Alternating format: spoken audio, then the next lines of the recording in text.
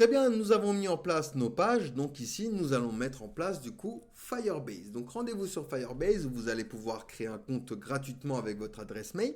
Et donc ici, si vous n'avez pas de projet, vous allez pouvoir donc créer un nouveau projet. Vous lui donnez un nom. Donc pour ma part, je vais l'appeler tuto, mais vous l'appelez comme vous voulez.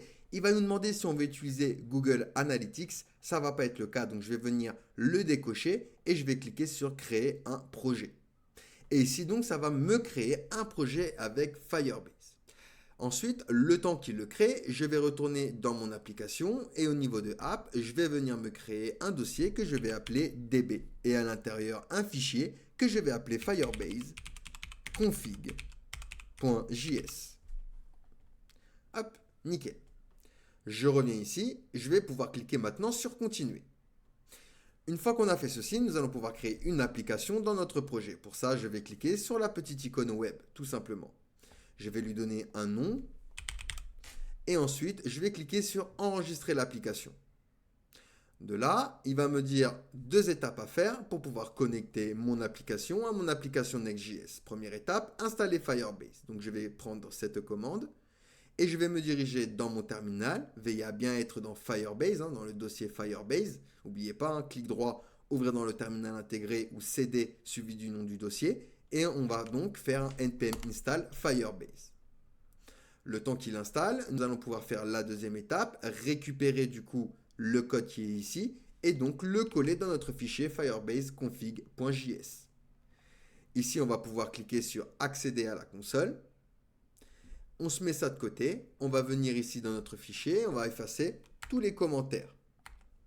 Et au niveau de notre variable app, je vais simplement venir l'export. Donc exporter ma variable app. Donc ici, pour question de sécurité, il va falloir mettre nos données sensibles dans un fichier d'environnement. Pour ça, je vais venir à la racine, utiliser un fichier que je vais appeler env.local. À l'intérieur, on va se faire donc des variables d'environnement, une que je vais appeler nextPublic slash firebase slash et on va mettre donc API slash key. Donc à chaque fois, je vais venir mettre un next public Firebase et je vais venir chercher à chaque fois API key, host domain, project ID, etc.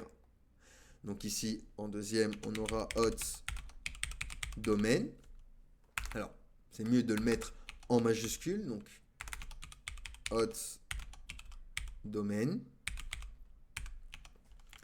Ensuite, on aura le troisième qui est project ID. Hop. Ensuite, on aura le storage bucket.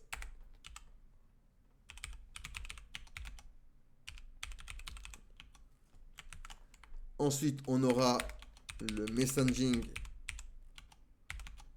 sender ID. Et enfin, le app ID. Alors, c'est assez redondant à faire, je vous l'accorde. C'est assez long, c'est assez chiant, entre guillemets. Mais c'est quelque chose d'important, d'accord? Lorsque vous avez des données sensibles, que ce soit pour des BDD, que ce soit pour des API, etc., il y a bien les mettre dans un fichier .env.local pour les protéger, d'accord? Et si vous travaillez avec Git et GitHub, évitez, d'accord, de l'envoyer dans vos répertoires. Donc, veillez à bien le mettre dans le point gitignore juste ici. Une fois que j'ai fait mes variables, je récupère les valeurs et je les mets donc à leur place correspondante, donc à leur variable correspondante. Donc, je me répète, c'est assez embêtant à faire, mais c'est important, c'est au niveau de la sécurité. On fait ça bien, on fait ça propre. Donc, hop, on vient créer nos variables d'environnement dans notre fichier et on vient donc mettre nos données, hop, ici, dans les variables correspondantes afin de les protéger. Comme ça, personne ne peut y accéder. Et bien sûr, ce fichier, vous ne le faites pas tourner, bien sûr. Vous le gardez pour vous ou votre équipe si vous travaillez en équipe. Donc, une fois que j'ai fait ceci, il faut que je fasse donc référence à ces variables d'environnement dans le fichier du coup ici config firebase config.js. Donc pour ça, ici, je vais utiliser un process. Alors, j'étais en majuscule, là on peut être en minuscule, process.env, et je vais aller chercher donc à chaque fois le nom de la variable. Et à chaque fois, je vais faire de même pour les autres. Donc, hop, ici aussi, ici, ici et ici. Et à chaque fois, on va venir chercher les bonnes variables d'environnement et faire référence donc à la bonne variable, à la ligne correspondante. Hop, le storage bucket, le messaging sender et l'API ID. Voilà, comme ça, nos informations sont protégées. Nickel, c'est parfait. OK. Ensuite, on va devoir venir dans notre application. On va venir cliquer sur créer ici et on va activer donc le Firestore Database. Donc pour créer une base de données qui, je rappelle, est non SQL. Firebase n'utilise pas le langage SQL, donc c'est du non SQL. Et on va pouvoir créer une collection qui est l'équivalent du coup à une table pour le SQL. Et ici, on va cliquer donc sur créer une base de données. On va choisir en premier lieu l'emplacement. Pour ma part, je vais choisir Europe et je vais cliquer sur suivant. Il va nous demander si on veut être en mode production ou en mode test. La seule différence qu'il y a entre les deux, c'est qu'en mode test, vous voyez ici, j'ai un request timestamp que je n'ai pas ici, qui est du coup 30 jours pour pouvoir écrire et lire dans ma database. Bien sûr, ces règles-là sont modifiables après création, que ce soit en mode production ou en mode test.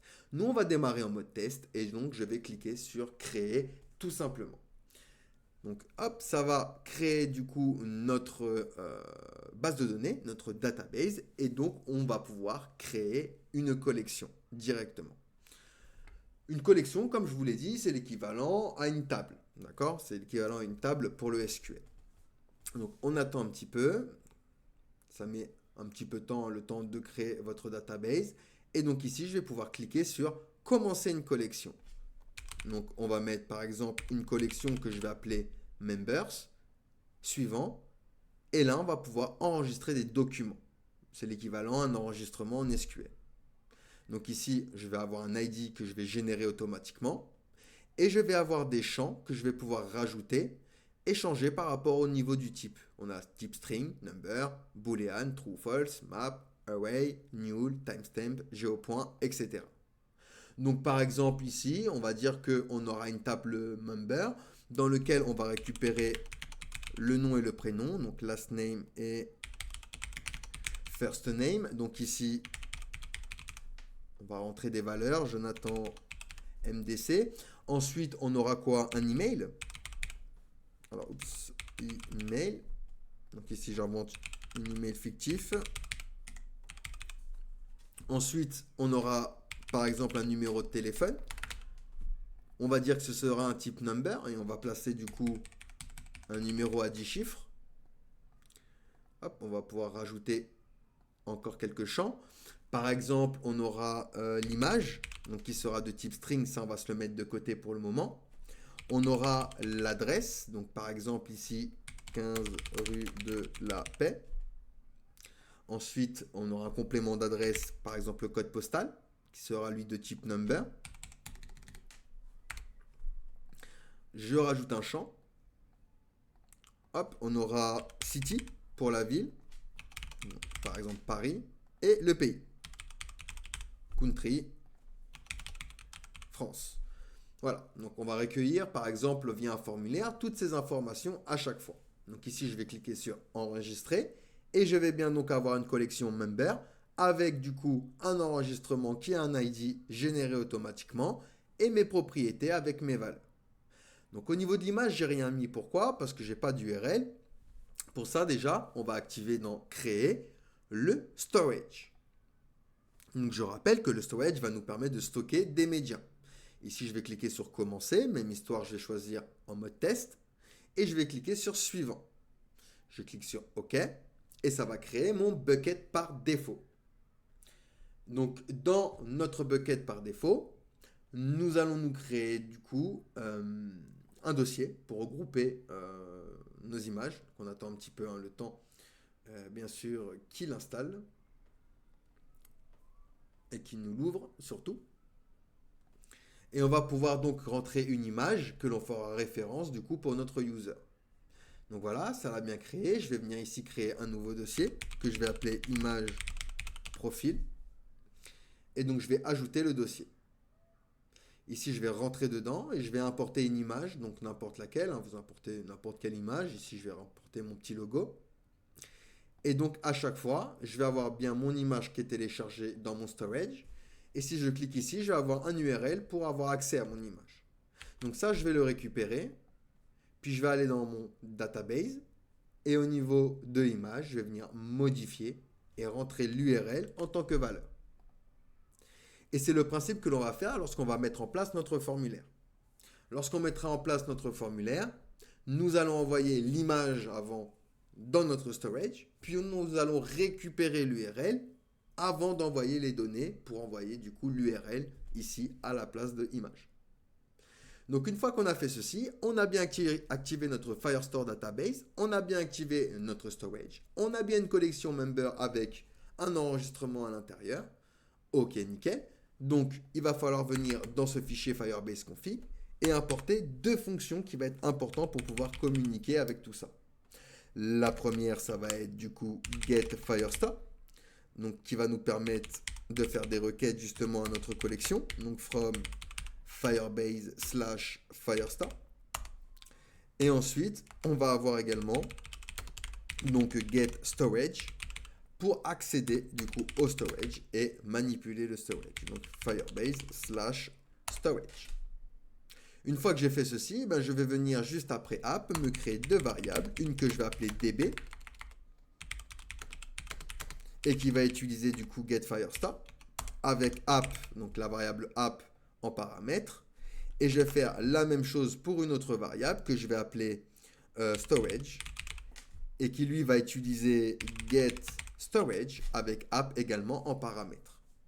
Donc maintenant, je vais me servir de ce fichier-là en utilisant ma variable db et ma variable storage pour communiquer du coup avec ma collection.